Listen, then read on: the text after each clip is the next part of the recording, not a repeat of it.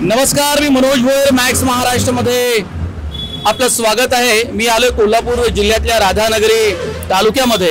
एकनाथ पाटील शेकापचे नेते आहेत, राधानगरीचे शेकापचे मध्यवर्ती सदस्य सुद्धा आहेत। एकेकाळी शेकापची सत्ता होती, ते खासदार सुद्धा होते कोल्हापूरमध्ये आणि नंतरच्या काळात इथलं राजकारण कसं बदलत गेलं या संदर्भातच आपण त्यांच्याशी बातचीत करणार आहोत। नमस्कार। शेकाप काँग्रेसचे बिल्ले सुद्धा दिसतायत आणि छत्रपती शाहू महाराजांसाठी तुम्ही प्रचार करताय। काय शेकापची स्थिती होती त्यावेळी, आज काय आहे? एकंदरीत कोल्हापूर जिल्ह्याचा विचार केला तर हा कोल्हापूर जिल्हा पुरोगामी विचारांचा जिल्हा म्हणून या महाराष्ट्रामध्ये आणि देशामध्ये ओळखला जातो। आणि शाहू महाराजांचा जिल्हा, शाहू महाराजांचे विचार हा पुरोगामी विचाराचे शाहू महाराजांचे विचार होते आणि त्या शाहू महाराजांचा विचाराचाच विचार घेऊन आम्ही शेतकरी कामगार पक्ष, देश स्वातंत्र्य झाल्यापासून आम्ही शेतकरी कामगार पक्ष या कोल्हापूर जिल्ह्यामध्ये उदयास आला। एकेकाळी शेतकरी कामगार पक्षाचे कोल्हापूर जिल्ह्याचे खासदार होते, निम्मे आमदार होते। कोल्हापूर महानगरपालिका सुद्धा शेतकरी कामगार पक्षाच्या ताब्यामध्ये होते। त्यावेळी महापौर म्हणजे महानगरपालिका नव्हती, नगर परिषद होती। त्यावेळी मला वाटतं नगराध्यक्ष म्हणून सुद्धा शेतकरी कामगार पक्षाने तर चांगलं काम केलेलं आहे। पुढे भविष्यात वेगवेगळे पक्ष उदयाला आले, वेगवेगळे मार्ग इतरांना तयार झाले आणि थोडेसे आमचे विचार आणि आचार हे सत्तेकडे नसल्यामुळं कायम शेकाप पक्ष हा संघर्षवादी पक्ष म्हणून या महाराष्ट्रामध्ये आणि जिल्ह्यामध्ये ओळख आहे।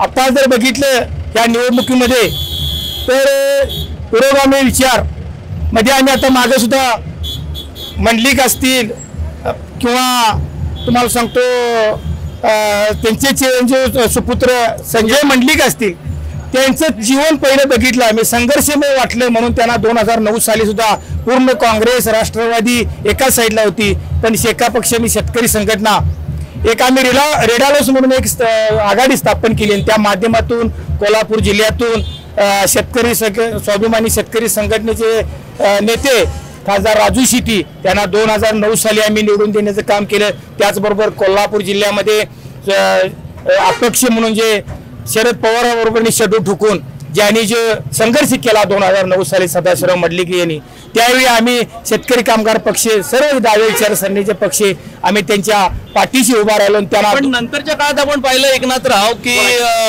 शेकापचीच काही कार्यकर्ते मोठ्या प्रमाणात राष्ट्रवादी काँग्रेस पक्षामध्ये गेले आणि या कोल्हापूर जिल्ह्यामध्ये राष्ट्रवादी काँग्रेस पक्षाची पण ताकद दिसली का? म्हणजे राष्ट्रवादी काँग्रेस पक्ष आणि उद्धव ठाकरे यांची ताकद आता तेवढीशी कोल्हापूरमध्ये आपल्याला पाहायला मिळत नाही, कारण उद्धव ठाकरेंचे आमदार आता प्रकाश आंबेडकर हे राधानगरीचे गेलेले आहेत शिंदे गटामध्ये। बरोबर, नाही ही आता वस्तुस्थिती आहे, नाकारता येत नाही। जी माणसं ज्या पक्षां राष्ट्रवादी शरदचंद्र पवार साहेबांची असेल, उद्धव ठाकरे साहेबांची शिवसेना असेल, ज्यावेळी ह्या लोकांना सत्ता मिळाली मागच्या टर्ममध्ये, पण आणि वरचं घडलेलं राजकारण तुम्हाला आता सांगायचं त्याबद्दल मी काय बोलणार नाही, पण जी सत्ता ज्यांना मिळाली, जे आमदार झाले, जे मंत्री झाले, अशी मंडळी 20-20 15-15 वर्षाची आणि मंत्रीपद भूषवलं, 10 वर्ष आमदारकी केली, अशा मंडळीने पक्ष सोडून जाणं माझ्यासारख्या कोल्हापूर जिल्ह्याच्या पुरोगामी विचाराच्या कार्यकर्त्याला आवडलेलं नाही। म्हणून आम्ही त्यावेळी श्रीमंत छत्रपती शाहू महाराज त्या विचाराला पुढे घेऊन त्या अगोदर आता बघितलं महाराष्ट्रामध्ये आणि देशामध्ये जर या उमेदवारीच्या इथून किती वादन तयार झालं आणि माणसं जी काम करणार आहेत किंवा जे विद्यमान खासदार आहेत त्यांना 2-2 महिने तिकिटासाठी तिथं थांबावं लागलं, पण आमचं उलटं इथं कोल्हापूर जिल्ह्यामध्ये परिस्थिती आहे। शाहू महाराज असतील, उद्धव ठाकरे साहेब असतील, शरदचंद्र पवार साहेब असतील किंवा काँग्रेसचे थोरात साहेब असतील, नाना पटोले साहेब असतील, ही सर्व मंडळी कोल्हापूरला येऊन राजेंना विनंती केली की कोल्हापूर जिल्ह्यासाठी, ह्या रयतेसाठी, ह्या जनतेसाठी तुम्ही राजे ह्या मैदानात उतरावं आणि ही निवडणूक तुम्ही जिंकावी। बरं, आता या पुरोगामी विचारसरणीचा तुम्ही दाखला दिला, पण आता कोल्हापूरमध्ये दंगल पण झाली होती, दंगल सदृश्य परिस्थिती, जी घट्ट धार्मिक वीण होती, जो वैचारिक वारसा होता शाहू महाराजांचा, त्याला कुठेतरी तडे गेले आणि हा वैचारिक वारसा आता पुन्हा एकदा टिकवायचा आहे असं नाही वाटत आपल्याला? नाही, 100% तुम्ही म्हणताय ते का चुकीचं नाही। थोडीशी मुस्लिम आणि आमच्यात थोडंसं जातीवाद दंगल झाली, हे वस्तुस्थिती खरे आहे। त्यावेळी तुम्हाला सांगू, दंगल म्हणजे काही राजकारणी मंडळींनी त्याचा लाभ सुद्धा उठवायचा प्रयत्न केला, पण त्यावेळी तुम्हाला सांगतो शाहू महाराजांनी दोन्ही समाजांना शांत राखण्याचं राहण्याचं आवाहन केलं आणि दोन्ही समाज त्यामुळं ते जे वादन होणार होतं ते थांबलं. हे निवळायला शाहू महाराज कारणीभूत आहे. त्याचबरोबर आज तुम्हाला सांगतो ज्यावेळी टोलचं आंदोलन झालं कोल्हापूरमध्ये त्यावेळी शाहू महाराजांनी सहभाग घेतला. तुम्हाला आता दुसरा आता सांगा, आता चालूचं मराठ्याचं आरक्षण जोरात चालू आहे सर्व देशभर आणि त्या आंदोलनाचे नेते मनोज जरांगे पाटील यांनी कडक असं आंदोलनाला ते बसले. पाणी सुद्धा घ्यायला तयार नव्हते. मंत्रीगण असतील, वेगवेगळ्या पक्षाचे प्रतिनिधी असतील, त्यांनी जाऊन त्यांना विनंती केली पण त्यांनी कुणाचं ऐकलं नाही. पण ज्यावेळी शाहू महाराजांच्या लक्षात आलं की मनोज जरांगे पाटील हा कार्यकर्ता, हा नेता मराठ्यासाठी झटणार आहे, तरुणांच्यासाठी झटणारा हा कार्यकर्ता टिकला पाहिजे, वाचला पाहिजे म्हणून रात्रीच्या 2 वाजता तिने इथं गाडी काढली आणि उपोषण ठिकाणी गेलेत आणि त्यांना विनंती केली. तरी पण तिने ऐकलं नव्हतं.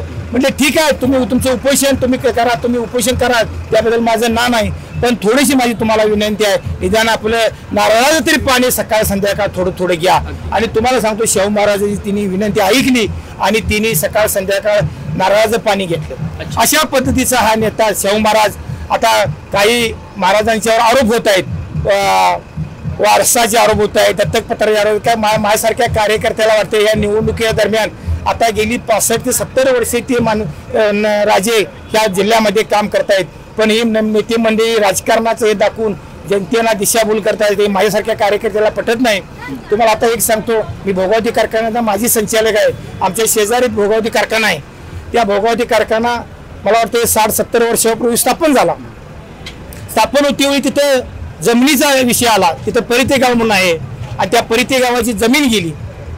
मला वाटतं 20-22 शेतकरी भूमिहीन झाले आणि त्या शेतकऱ्यांच्या लक्षात आले की बाबा इथं राजांची जमीन आहे आणि ही आम्हाला जर मिळाली त्यावेळेच्या किमतीनं थोडीशी आम्ही काहीतरी बाजाराप्रमाणे थोडीशी आम्ही तुम्हाला पैसे देतो आणि ते आम्हाला राजे आम्हाला ती जमीन द्या.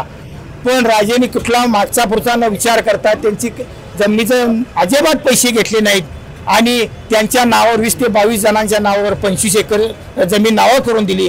ही एक चांगली आठवण ही चांगली. हा, तुमच्या निमित्तानं कोल्हापूर जिल्ह्याचा शेकापचा बदलता राजकीय सगळा पट तुम्ही उलगडून दाखवला.